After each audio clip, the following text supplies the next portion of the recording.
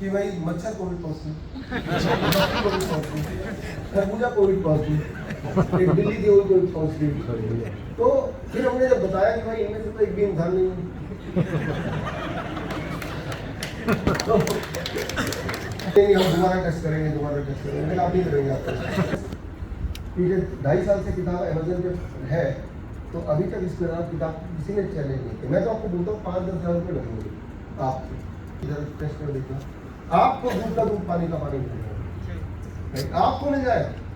तो मैं आपको बोलना चाह रहा हूँ, पूरा देश बन रहा एक फेक टेस्ट कोड सामने रख के, यही तो हुआ ना, और कितने लोग मारे गए, है ना। तो ऐसे में लोगों के मरने का रेट क्यों बढ़ा? दो कि आप मरने वाले हैं, और ऊपर से रेमडेसिविर डाल दो, मरा वही तो हॉस्पिटल गया, मरा वही तो हॉस्पिटल गया। ये कौन बात है? जो कोविड सेंटर आपने चलाया है ना, हमारी टीम ने चलाया, वहाँ पे जो आपने ठीक करने के लिए जो प्रोटोकॉल था, एक मिनट में प्रोटोकॉल बता दीजिए, जो यहाँ भी आपने इसका यूज कर ही रहे हैं। बहुत सिंपल था। सबसे फर्स्ट उनका डर भगाना था।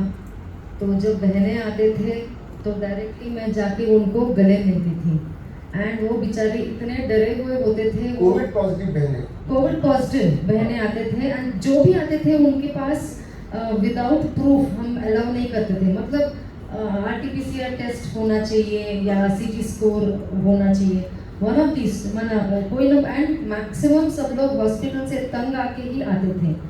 1 out of 3 जो पेशेंट्स आते थे वो as per allopathic protocol critical patients होते थे। मतलब इतना क्रिटिकल कि उनको डायरेक्टली इमीडिएटली ICU या ICCU में मतलब भेजने जैसा। एंड इस तरह का पेशेंट आते थे, और मुझे थोड़ा डर लग रहा था, मैं किसको मतलब हाँ बोलूँ ना बोलूँ। तभी मैंने सर को पूछा था, sir that should be some parameter, because इतना हम भी, सर के अंदर तो हिम्मत था, एंड हिम्मत की वजह से हमें थोड़ा सा कॉन्फिडेंस मिला, बट फिर भी थोड़ा सा लग रहा था कि no, we don't want to tarnish his name. तो then I asked him, his answer was, अगर पेशेंट जिंदा आ रहा है एक्सेप्ट हिम, जिंदा होना चाहिए, that is the only criteria. So ठीक है। एंड इस तरह के पेशेंट आते थे, एंड जो बहनें आते थे वो इतना डरे हुए थे, फुल अपने आप को कंप्लीटली ये करके, और मैं जब गले मिलने जाती थी भागते थे, मैडम आपको पता नहीं मेरे को ना वो हुआ है इस तरह से। एंड फिर मैंने हिम्मत देते थे कि हमें पता है, नहीं तो और कोई आएगा नहीं। एंड जब भाई आते थे, थोड़ा सा हाथ मतलब कंधे पे थोड़ा सा हाथ लगाया, उनके हाथ पकड़ा, इस तरह से उनको हिम्मत दिलाते थे। एंड वैसे भी पेशेंट्स वो जब आते थे, उन्होंने ये उनमें से बहुत लोग बोलते थे, आते वक्त हम 10 कदम चल नहीं पा रहे थे, इतना सांस फूल रहा था, इतना डर लग रहा था, आपने बैठ के आधा घंटा क्या समझा दिया, अभी हम पूरा कोरोना केयर सेंटर 10 राउंड भाग सकते हैं। इस तरह का आधे घंटे में उनका वो सब गायब हो जाता था। एंड जो फर्स्ट एंड फॉरमोस्ट हिम्मत बढ़ाना। सेकेंडली जो सर के डाइट है, citrus fruit juice, coconut water, salad, यही खिलाते थे। एंड क्रिटिकल से क्रिटिकल पेशेंट्स हमारे पास हाईएस्ट CT स्कोर आया था 22 out of 25, मतलब ऑलमोस्ट 80% लंग्स वर डैमेज्ड। वो इंसान भी 3 दिन में ठीक हो गया। Lowest SPO score 36 was the SPO score, मतलब oxygen in the blood was 36। And उनकी फैमिली तो लिटरली उनको फेंक के चले गए, उनको मतलब तंग आ गए थे खर्चा कर करके एंड डर के कि और नहीं, इनसे तो कुछ नाता रखना ही नहीं है। इस तरह से उनको भी विद इन उनको थोड़ा सा टाइम लगा, बट विद इन 1 डे उनका ऑक्सीजन सिलेंडर बंद करवाया। And by the time he came to 70 oxygen cylinder बंद करवाया, एंड देन हमारा प्रोटोकॉल ने उनका ठीक कर दिया। And fever as high as 104.2, उम्र as high as I think so 78 या 80 इसके आसपास उम्र। And everyone, सब के सब invariable of the condition they came in, 3 दिन से लेके 7 days के अंदर completely ठीक हो गए। Very few cases 10 दिन लगा, जो extremely critical थे। And within 3 to 5, so 5 to 7 days उठ के अच्छी तरह से चल फिर रहे थे। There was a father with a 10 month old baby, उनको भी हमने रखने दिया। हमने सर को पूछा 10 मंथ ओल्ड बेबी वो थोड़ा सा सैड फील कर रहे हैं, बच्चे के बिना रहे हैं। सर ने बोला कोई बात नहीं, let the child also come in, and nothing happened to the child, nothing happened to the and सबके सब without any issues, सबके सब, we didn't have a single death, and there was no PPE kit, there was no money for हमारा that time the tagline was love and compassion heals. Love and compassion heals. Yeah, mask and isolation kills, love and compassion heals. And so yes, so this is what protocol बाबा को साथ में रख के काम किया तो double फायदा हो गया। This was in Ahmednagar, Maharashtra, largest corona care center of Asia. इतना बड़ा कोई कोविड सेंटर वहाँ कहीं नहीं था जितना हमारे वहाँ पे था। और याद रखिए जरा सोचिए 1100 बेड का कोविड सेंटर, 1100 बेड में पेशेंट्स, और उसमें मिलने वाले भी साथ में ही आ रहे हैं। 11 महीने का वो जो छोटा बच्चा वो भी साथ में रह रहा है। और इवन तो आपने एक शादी भी है क्या, 2 शादी भी कराई वहाँ पे। बराती कहाँ से मिलेंगे उसमें, तो यहाँ तो 1100 लोग हैं। तो वो कपल को कोरोना नहीं था, लेकिन उन्होंने चूज किया कि हम कोविड सेंटर में आके कोविड पेशेंट के बीच में जब शादी करके दिखाएंगे तो लोगों को एहसास हो जाएगा कि ये भूत है, डरने की बात नहीं, डरा है तो डर।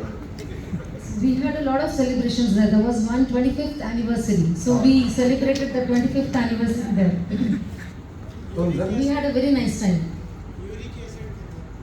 आइए, तो यहाँ पे आपको एग्जाम्पल दे रहा हूँ कि हमने एक एग्जाम्पल सेट करके दिखाया। हमने इन्वाइट किया कि जिसको भी आके देखना आके देख लो। सारे कोविड पॉजिटिव ही भरे पड़े हैं, 1100 पेशेंट, राइट, और कोई मास्क नहीं, कोई पीपीई किट नहीं, कोई किसी तरह का सोशल डिस्टेंसिंग नहीं। सेलिब्रेशन चल रहा है, डांस भी चल रहा है, शादी भी हो रही है। ऐसे टाइम पे जब लोग अपने पड़ोसी को झांकने लग नहीं जाते थे, हम उस टाइम की बात कर रहे हैं, राइट। तो मैं आपको ये बताना चाह रहा हूँ, मैसेज ये है कि वो डर अगर जाता है, आपको आंसर है क्वेश्चन, जब इंसान को डरा दो तो फिर मारना उसको आसान हो जाता है, और जब वो मरता है तो बाकी लोग और डर जाते हैं कि ये मरा, मेरी बारी आ गई। तो अब करना क्या है, सोल्यूशन पे आते हैं, what we need to do. देखिए कोई भी बीमारी हो, लिख लीजिए प्लीज, सोल्यूशन पे आते हैं। कोई भी बीमारी कैसे पहचानेंगे उसको, एक ही तरीका है कि आपका बॉडी बता रहा है क्या आपको थकान हो रही है, क्या आपको दर्द हो रहा है, क्या आपको फटीग है, राइट। तो आपको पहला सिम्टम आएगा जब भी कोई इंसान मेरे पास आता है कि मैं तो पेशेंट को पूछता हूँ बताओ आपको दिक्कत क्या है, तो रिपोर्ट सामने लगता है, मैं रिपोर्ट छोड़ो आपको दिक्कत क्या है, तो वो कुछ बता ही नहीं पाता। तो यानी कि मैं मानता हूँ कि वो पेशेंट नहीं है हमारा। पेशेंट अगर आप हैं, सबसे पहले आप ही को वो दर्द होगा, आप ही को कमजोरी होगी, आप ही को वो तकलीफ होगी, आप ही की सांसें फूलेंगी, आपका ही चेस्ट पेन होगा। तो जब मतलब चेस्ट पेन हो रहा है तो कौन सा टेस्ट बताएगा, वो तो आप ही बताएंगे। आपकी सांसें फूल रही है तो कौन सा टेस्ट बता रहे हैं, वो तो आप ही बताएंगे। तो पहला कि कैसे पता चलेगा कि हम पेशेंट है कि नहीं, उसका एक ही तरीका है, सटीक तरीका, कि आपकी बॉडी ने कोई सिग्नल दिया जिसकी वजह से आपका डे टू डे रूटीन वाला काम में कहीं अड़चन आया कि मैं तो इतना थक जाता हूँ, शाम तक तो मैं ढेरी हो जाता हूँ, हाँ आप पेशेंट हो। कि मैं जब फील्ड करता हूँ सांसें फूल जाती हैं, हाँ कुछ इंप्रूवमेंट करने की जरूरत है ना। हाँ मेरे तो यहाँ दर्द हो रहा, खड़ा ही नहीं हो जाता, हाँ आप पेशेंट हो। तो पेशेंट डेफिनेशन क्या है कि if you have some symptoms, very simple definition वो नहीं जैसे अभी आपने पूछा यूरिक एसिड का बताओ। अरे यूरिक एसिड हो जाने तो 400 1000 जितना भी होना, आपका बॉडी में कोई तकलीफ है, वो फिर बोलता है मेरे यूरिक एसिड कम करो। फिर मैं पूछता हूँ बॉडी में कोई तकलीफ है, अरे वो छोड़ो मेरी बॉडी, पहले इसको ठीक करो। तो इतने गहराई में घुसा दिया डॉक्टर ने कोलेस्ट्रॉल, यूरिक एसिड, ट्राइग्लिसराइड कि उससे बाहर ही नहीं आ रहा दिमाग। और इसकी वजह से, ये माइंडसेट की वजह से कोरोना का पूरा खेल हुआ कि इसमें दिखा दो पॉजिटिव। वो इंसान बोलता मुझे तो कोई तकलीफ नहीं, फिर एक नई बीमारी आ गई एसिम्प्टोमेटिक, कि आप तो एसिम्प्टोमेटिक हो, यानी कि आप बीमार पड़ने वाले हो, और मान भी रहे इंसान क्वारंटाइन। याद रखिए किसी भी हेल्दी से हेल्दी इंसान को अगर 14 दिन के लिए हम बोल दें कि कोई आपसे मिलेगा नहीं, जुड़ेगा नहीं, आपको आपकी तरफ आएगा नहीं, तो वो आधा पेशेंट तभी बन जाएगा जब इंसान कांटेक्ट में नहीं रहते हैं, ह्यूमन टच ना हो, तो उससे इंसान की तबीयत खराब हो जाती है, ये आपको पता है ना। जब स्पेस में जाते हैं नासा, तो उनकी सबसे बड़ी चिंता होती है कि ह्यूमैनिटी से जब ह्यूमन टच गायब हो जाएगा तो हमारे एस्ट्रोनॉट फिर बीमार पड़ने लगेंगे, इसलिए वापस जल्दी लेके आए। हमारे मित्र हैं फैम-1, जो एशिया के पहले एस्ट्रोनॉट है, सबसे पहले वही गए थे 1982 में, तो 1973 में गए थे, सबसे पहला एस्ट्रोनॉट तो एशिया। तो उनसे बहुत कुछ सीखने को मिला। तो पहला यही है कि ह्यूमन टच जहाँ पे लूज हो जाएगा वहाँ बीमारी आएगी, आप मर सकते हैं। और वही खेल हुआ कि एक हेल्दी इंसान को बोलो कि आपको पॉजिटिव हो, 14 दिन के लिए आपको कोई नहीं मिलेगा, आप बीमार पड़ेंगे। किसी को बोल के देख, आप अपने आप को 14 दिन के लिए अलग करके देख, कोई शक्ल नहीं दिखाएगा आपको, दिखाएगा तो डरेंगे आपसे, आप बीमार पड़ेंगे। इस बात को आपको समझना पड़ेगा। ऑन द कॉन्ट्रेरी, जैसे सीमा जी ने बताया, जब हम उसको छूते हैं, हीलिंग टच देते हैं, बात करते हैं, तो वो एकदम जाना जाती है, आ जाती नहीं है। तो समझना पड़ेगा कि नहीं, वो जो माइंड बॉडी कनेक्शन है जो आपको बताते ही है, वो कहाँ गायब है, वो मेन है, राइट। तो वहाँ प्रहार वहाँ पे हुआ। अच्छा, तो आते हैं ठीक कैसे होगा? ठीक तभी हो सकते हैं जब कुछ खराब हुआ हो, और अगर कुछ खराब है तो सबसे पहले आपकी बॉडी बताएगी। जब भी कोई पेशेंट मुझे मिलता है या इंसान मिलता है, तो मैं पूछता हूँ पहले बताओ कि आपको दिक्कत क्या है, ये रिपोर्ट को देखकर। अगर कुछ नहीं बता पाता है वो, तो इसका मतलब पेशेंट नहीं है, लेकिन डॉक्टर के रिपोर्ट के बेसिस पे अपने आप को पेशेंट मान लिया, तो उसको तो छोड़िए, फिर उसको काउंसलिंग की जरूरत है, उसको इस वाली लेक्चर की जरूरत है, और कुछ नहीं जरूरत। अब मान लेते हैं आपको परेशानी है, कैसी परेशानी? पैरों में सूजन हो जाती है, कैसी परेशानी? घुटने में दर्द हो जाता है, कैसी परेशानी? कि थके थके फील करते हैं, कैसी परेशानी? बहुत कमजोरी लगती है, सांसें फूलती रहती हैं, नींद नहीं आती है, डिप्रेशन में चले गए हैं, बहुत मोटा कि अपना बोझ ही नहीं संभाला जा रहा, तो ये रियल परेशानी है।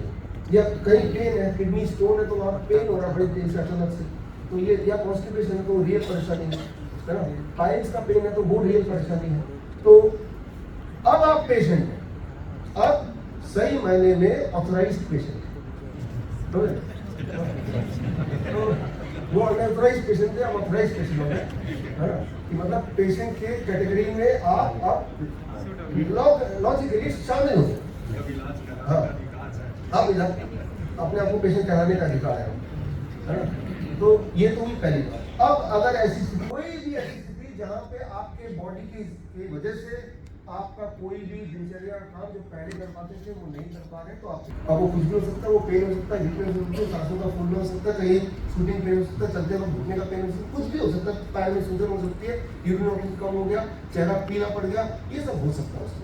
अब करना क्या? Solution, step by step solution बता रहा हूँ, और जिससे हम तो देखते हैं 3 दिन में असर आता है, तो 3 दिन तो 3 दिन में निकल जाएगा, अगर कल से करते हैं तो।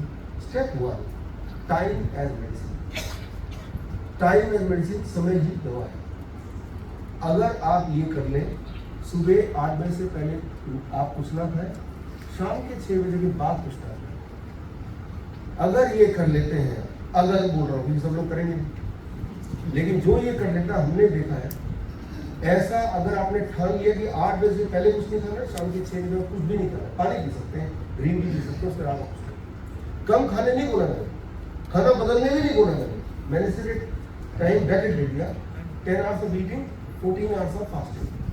इतना पेट भर के खा लो कि 14 घंटे आप रह पाओ, रातों को वैसे भी सुना होता है।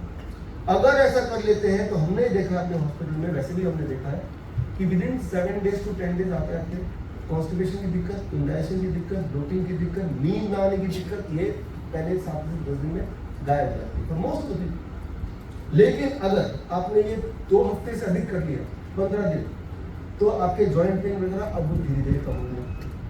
कहीं आपने 3 हफ्ता पार कर दिया, ऐसा करते हैं 3 हफ्ता 21 डेज, राइट, तो आपका ब्लड शुगर, आपका ब्लड प्रेशर, जो दवाइयाँ लेते हैं ना, वो कम होने लगेगा, दवाई छोड़ना मजबूरी हो जाएगी। लेकिन कहीं अगर आपने 4 हफ्ते 1 महीना भी क्रॉस करते यही करते हुए, एक रूल ऑनली, तो गैस्ट्रिक इसोफेगल रिफ्लक्स डिजीज, ऐसा कि जो पेन आता है, हार्ट अटैक वाला पेन, राइट, तो वो कम होने लगता है। मोटापा 5% हर महीने कम होने लगता है, जब तक कि नॉर्मल BMI आ जाए।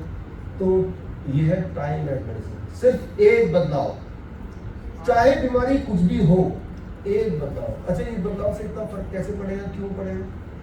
इसे बोलते हैं मेडिकल भाषा में the circadian clock of the body. याद रखिए जितनी सारी बीमारियां होती है वो तभी होती है जब हमारी बॉडी का सर्केडियन क्लॉक बिगड़ जाता है। सर्केडियन क्लॉक क्या है, मैं आपको समझाया था 1 मिनट में, आगे बढ़ेंगे फिर। हमारी दिनचर्या एक होती है, टाइमिंग होती है। आप सुबह उठते हैं, नाश्ता करते हैं, जो ऑफिस में जाते हैं तो ऑफिस जाने का टाइम है, ऑफिस आने का टाइम है, स्कूल का बच्चा स्कूल जाने का टाइम, आने का टाइम, हर चीज टाइम के हिसाब से निर्धारित होती है। जैसे यहाँ भी 6 बजे का टाइम, लेकिन अगर आपकी घड़ी में 6 की जगह वो 4 ही बज रहे हो, आपकी घड़ी का टाइम क्लॉक खराब हो, तो जब तक आप पहुंचेंगे घड़ी के टाइम के हिसाब से तब तक यहाँ क्या मिलेगा, खत्म हो चुका है।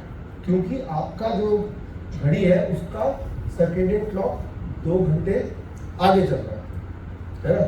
तो हर जगह आप 2 घंटे लेट पहुंचेंगे, रेलवे स्टेशन में 2 घंटे लेट पहुंचेंगे, एयरपोर्ट भी 2 घंटे लेट पहुंचेंगे, तो हर जगह पहुंच तो रहे लेकिन हर जगह आप मिस कर रहे हैं। तो बॉडी में भी जितने ऑर्गन है उनके आपस के ताने बाने के लिए एक टाइम क्लॉक है। हार्ट का टाइम क्लॉक क्या है, एक उदाहरण देता हूँ। हार्ट का टाइम क्लॉक के लिए एक एक्सपेरिमेंट कीजिए। कल सुबह 10 बजे अपना ब्लड प्रेशर चेक कीजिए, एक्सपेरिमेंट। ब्लड प्रेशर आपका कहीं होगा 10 बजे, आपका सबका ब्लड प्रेशर सबसे हाईएस्ट पॉइंट पे होगा, से 140 पे नहीं। रात को 10 बजे दोबारा ब्लड प्रेशर चेक कीजिए, आप देखेंगे कि वो हमेशा नीचे होगा बाई 10 to 20%, से 120 पे नीचे, एक जैसा नहीं, नीचे रोज के रोज। यानी कि ये आपका हार्ट का टाइम क्लॉक है। आपके हार्ट को पता है 10 बज गए ब्लड प्रेशर बढ़ा दो। अच्छा, रात के 10 बजे ब्लड प्रेशर बढ़ा, हर दिन कर रहा है, इसीलिए आपको हर रात नींद आती है। जिस रात नींद नहीं आएगी उस रात आप चेक कीजिएगा ये उल्टा हुआ होगा, यानी कि उस रात आपके हार्ट का जो घड़ी है वो काम करना भूल गई। तो इसे कहते हैं टाइम क्लॉक। किडनी की बात करिए, 2 बोतल ले लीजिए 1-1 लीटर वाले, और एक बोतल में डे बोतल लीजिए, एक में मिडनाइट बोतल लीजिए। एक दिन के लिए, दिन भर में जब भी पेशाब आए उस बोतल नंबर डे में पेशाब इकट्ठे कीजिए। आधी रात को अगर पेशाब आएगा तो नाइट मिडनाइट बोतल में इकट्ठे कीजिए। अगले दिन आप कंपेयर करेंगे 24 घंटे का, तो डे बोतल में जो पेशाब इकट्ठा होगा वो 3 गुना होगा नाइट बोतल में। ये सर्केडियन क्लॉक तक किडनी। कुछ लोगों में ये उल्टा होगा, रात वाला जो है उसमें ज़्यादा यूरिन इकट्ठा होगा, यानी कि किडनी का घड़ी काम नहीं करती, ठीक से काम नहीं करती। तो मैं आपको उदाहरण ये दे रहा हूँ कि हमारे बॉडी का निर्धारित एक टाइमिंग है, वो टाइमिंग अगर मैं डिस्टर्ब कर दूँ तो ऑर्गन फेल हो जाएगा, उस टाइमिंग को रीसेट कर दूँ तो फेल ऑर्गन ठीक हो जाएगा। रीसेट कैसे करना है? रीसेट करने का पहला नियम यह है कि जैसे ही आप ये डिसाइड कर दो 8 बजे से पहले कुछ नहीं खाऊंगा, शाम के 6 बजे बाद कुछ नहीं खाऊंगा, तो बॉडी क्विकली 2-3 दिन में रीसेट करना शुरू कर देती है। इतनी तेजी से कि 7 दिन के अंदर आपको असर दिखेगा, नींद आने लगेगी, कॉन्स्टिपेशन गायब हो गया, ब्लोटिंग गायब हो गई। 15 दिन में आपका जॉइंट पेन गायब होने लगा, 15 दिन के बाद 21 दिन आते आते आपका बीपी और शुगर नॉर्मल होने लगा, 1 महीने आते आते आपका वेट नॉर्मल होने लगा, एनर्जी बढ़ गई। तो क्या हो, इसका मतलब ये है कि जैसे ही आपने अपने टाइमिंग को सेट किया, आपका बॉडी क्लॉक ठीक होने लगा, सारे ऑर्गन के, एक ऑर्गन का नहीं। और जैसे जैसे ऑर्गन ठीक हो रहा है वैसे वैसे वो वाली समस्या आपको कम होती जाएगी। टाइम है वैसे, यानी कि आप जितना मैंने बताया इससे ही डॉक्टर बन सकते हैं। बड़े से बड़ा धुरंधर बीमार पेशेंट हो, आपके पास आएगा ये रिपोर्ट लेके, आप बोलेंगे हाँ दिखाओ मेरी रिपोर्ट, उसकी तसल्ली के लिए अरे कब की रिपोर्ट है, अरे हीमोग्लोबिन खत्म हो, ये इतना तो सारा कुछ सुना। तो बोलेगा डॉक्टर साहब क्या करना है? आप बोलने कि ऐसा करना कि सुबह 8 बजे पहले कुछ लोग खाओ, शाम के 6 बजे के बाद। 1 महीने बाद आ जाओ, 1 महीने बाद आएगा, दौड़ता हुआ आएगा, बोलेगा आप बैठिए। तो डॉक्टर बनना कितना आसान, कितना आसान। तो मैं आपको उदाहरण दे रहा हूँ कि टाइम एज मेडिसिन। लेकिन किसी को अगर 1 महीने में नहीं 2-4 दिन में ठीक होना, तो अगला है फूड एज मेडिसिन, जो हम टाइम के साथ जोड़ देते हैं। टाइम के साथ हम जोड़ते हैं फूड एज मेडिसिन। आप में से कितने लोगों ने DIP डाइट सुना आज से पहले? काफी लोगों ने। द DIP डाइट, जब DIP डाइट भी हम जोड़ देते हैं, DIP डाइट आगे एक्सप्लेन करता हूँ थोड़ी देर बाद, तो मैंने देखा कि 2 दिन के अंदर 48 आवर्स के अंदर ज़्यादातर लोगों का इंसुलिन छूट जाता है। छोड़ना पड़ता है, नहीं छोड़ेंगे तो ब्लड शुगर 0 पे आ जाएगा और ब्लड शुगर नॉर्मल आ जाए, वो हैरान हो जाते हैं। Time as medicine, DIP diet जोड़ दिया। जो 20 साल से दवाई ले रहा था, 10 साल से इंसुलिन ले रहा था, 2 दिन के अंदर उसका बॉडी ने ऐसा रिवर्ट किया कि उसकी इंसुलिन छूट गई, ब्लड शुगर नॉर्मल पे आ गया, इंसुलिन वहीं फेंक के आ गया हमारे हॉस्पिटल में, जरूरत ही नहीं पड़ी। आप में से भी होंगे कुछ, आपको पता ही होगा ये बात। और तीसरे दिन तक ब्लड प्रेशर नॉर्मल में आ गया, ब्लड प्रेशर की दवाई छूट गई with in the 3rd day, 3 days के अंदर। लेकिन DIP 3 दिन के लिए तो करना नहीं, आगे भी करना है। आगे अगर 1 महीने तक करेंगे तो एंजाइना पेन है वो गायब हो जाता है। ओबेसिटी जो है 10% वेट रिड्यूस होता है। अगर 100 kg का आदमी 90 kg का हो जाएगा, फिर अगले महीने 5% और रिड्यूस होगा तेजी से। अगर आपने 2 महीने तक किया तो थायराइड की दवाई छोड़नी मजबूरी हो जाएगी, थायराइड आपका नॉर्मल हो जाएगा। अगर आपने 3 महीने किया तो चश्मे आप में से जितने लोगों ने पहना चश्मों का साइज है तो कम करना पड़ेगा या चश्मा छोड़ना पड़ेगा। ग्लूकोमा कैटरैक्ट ये सब 3 महीना time as medicine and food as medicine, right. लेकिन अगर आपने 6 महीने तक किया तो कैंसर डायग्नोसिस के हिसाब से नहीं, हमारे हिसाब से जो कैंसर है वो ठीक हो जाता है। अस्थमा के पेशेंट का जो इनहेलर है वो छूट जाता है। आर्थराइटिस के बॉडी पेन सारे गायब हो जाते हैं, टोटली फ्री, राइट। 8 महीने तक करेंगे तो किडनी फेलियर, लिवर डिजीज जो हमारे हिसाब से जो मैंने डायग्नोस्टिक बताया पैरामीटर सूजन वगैरह वो गायब हो जाता है। तो मैं आपको उदाहरण देकर समझा रहा हूँ कि सिर्फ 2 दवाई time as medicine and DIT diet food as medicine से आपको बड़ी ही तेजी से रिजल्ट दिखेगा। आप सबने हाथ रेस किया तो आपको पता भी है कि रिजल्ट दिखता है। ऐसा तरह से अब आते हैं जो बहुत ज़्यादा बीमार लोग, बहुत ही ज़्यादा बीमार लोग हैं, उन्हें क्या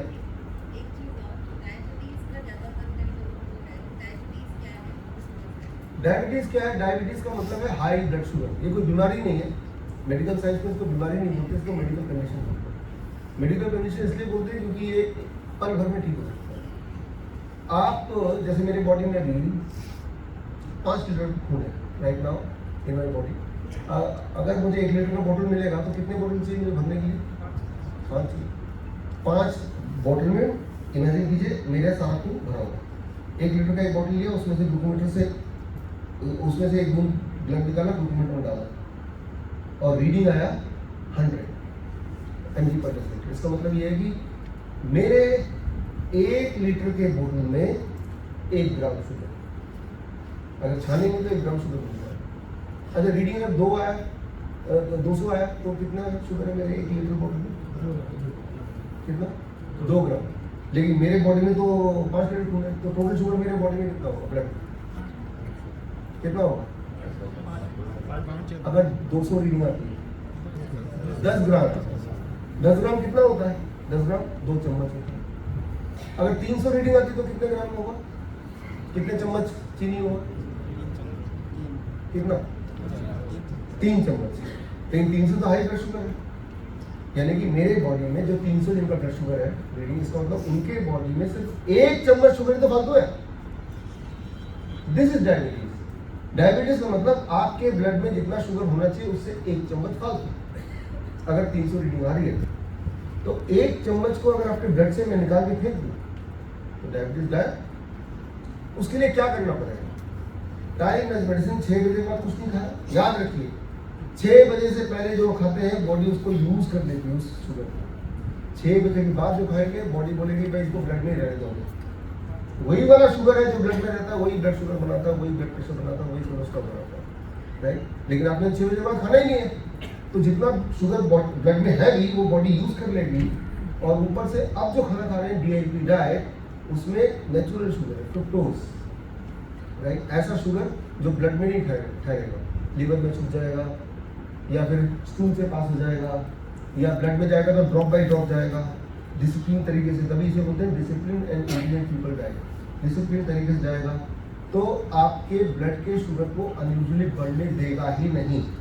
इसीलिए हमारे जो पेशेंट होते हैं या आप में से जो लोग DIT डाइट फॉलो करते हैं, खूब सारा मीठा फल खाने के बाद भी उनका ब्लड शुगर नॉर्मली रहता है, चाहे पहले ज़्यादा रहता हो।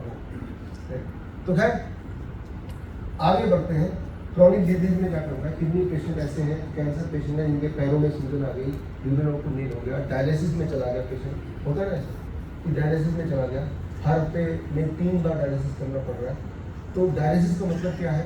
डायलिसिस का मतलब बड़ा सिंपल है कि आपके बॉडी पेशाब तो आ नहीं रहा, तो बॉडी में फ्लूइड जमा हो रहा है और वो फ्लूइड जमा हो रहा है तो क्रेटिनिन है, यूरिया है, यूरिक एसिड सब बॉडी में ही जमा हो रहा है। एक्स्ट्रा शुगर, एक्स्ट्रा पोटेशियम जो बॉडी को नहीं चाहिए वो पेशाब के रास्ते बाहर निकलता है। लेकिन अब पेशाब तो बन ही नहीं रहा, किडनी काम ही नहीं कर रही तो बॉडी में इकट्ठा हो रहा है। तो डायलिसिस मशीन क्या करता है कि खून से जो चीज़ पेशाब से निकलना चाहिए था वो खून से मशीन फिल्टर करके निकाल देती है। That is dialysis machine, right. तो ऐसे पेशेंट को हम क्या करते हैं, what we do with those patients, कि यही हुआ ना कि जो चीज़ पेशाब के थ्रू नहीं हो पा रहा है, वो अगर मैं स्विच ऑन कर दूं तो सिचुएशन ठीक हो गया। उसके लिए हम क्या करते हैं, इसको जरा डिटेल में समझते हैं आगे।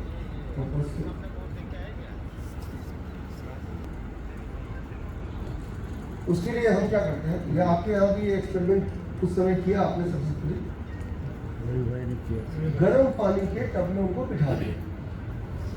जब आप देखिए ये असली किडनी के पेशेंट है, हमारे ह्यूज हॉस्पिटल चंडीगढ़ के, वहीं का शूट है ये, और ये वो पेशेंट है जो डायलिसिस पे जाया करते थे।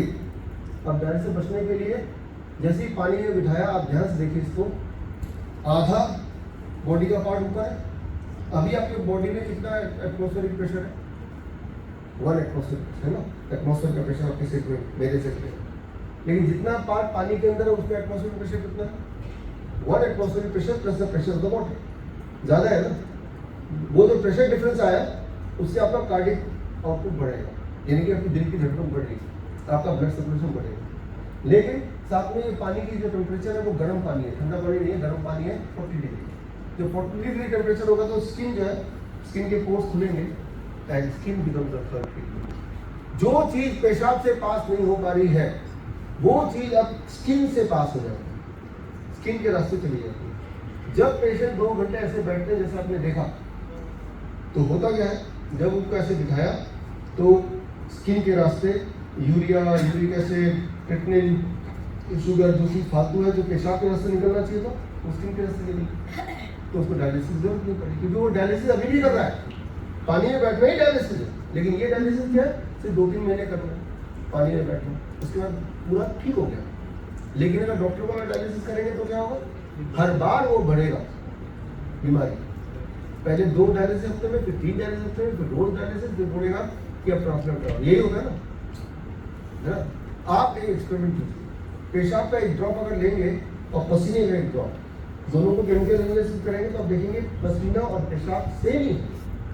आपके पसीने से भी क्रिएटिनिन निकलता है, सोडियम निकलता है, पोटेशियम निकलता है, यूरिया निकलता है, यूरिक एसिड निकलता है, शुगर निकलता है।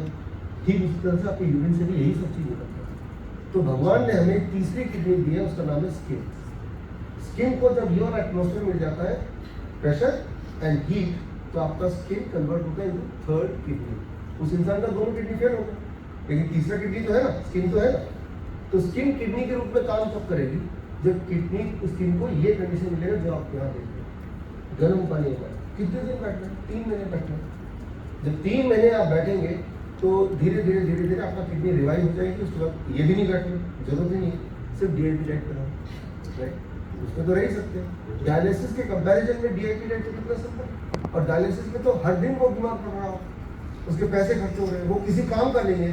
उसको एक बंदा लेके जाता है जो जॉब छोड़ के, और एक बंदा वो लेके आता है, वो पड़ा ही रहता है दिन भर, और यहाँ तो वो बिल्कुल ठीक हो जा रहा है ना। तो ये हम अपने 20 हॉस्पिटल है वहाँ ये करते हैं। एट द सेम टाइम मैं पेशेंट्स को बोलता हूँ कि ये तो आप घर पे भी कर सकते हैं। हाँ, जो आलसी लोग हैं घर पे करना चाहते हैं, मैंने कहा कि हमारे हॉस्पिटल में आके जो हमारे रवि भाई ने कराया था, भाई साहब रवि भाई ने कराया था यहाँ पर कई लोगों को। आपने तो किया था यहाँ पे, हाँ, और आपने ये रिजल्ट भी देखा, जी, बताया भी था कि किस तरह से फटाफट किडनी के पेशेंट ठीक हो गए। आपने बताया यहाँ की बहन के साथ। हाँ, 3 डायलिसिस से 1 डायलिसिस, हफ्ते में 3 डायलिसिस। स्मार्ट बजट जीवन बढ़ रहे हैं, कुछ सवाल है तो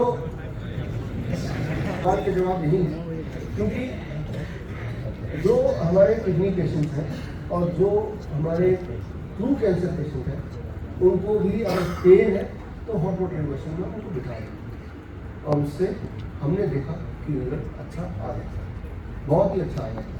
और अगर तो